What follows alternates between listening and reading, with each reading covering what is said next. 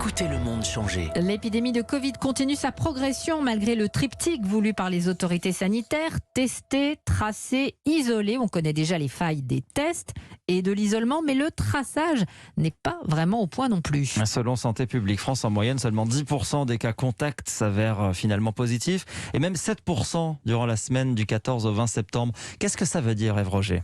Eh bien, ça veut dire que 93% des cas contacts identifiés par l'assurance maladie la semaine dernière sont négatifs. Une bien maigre pêche qu'on peut expliquer d'abord parce que les Français connaissent très mal la définition du cas contact selon l'épidémiologiste Martin Blachier. Il y a beaucoup trop de gens qui pensent qu'ils ont été en contact. Ça veut dire que dans l'opinion publique, le risque de transmission est largement surévalué. En fait, pour être cas contact, il faut avoir eu une interaction qui est relativement soit longue, soit proche. Et sans masque. Et puis, deuxième écueil, la liste fournie par les malades n'est pas complète.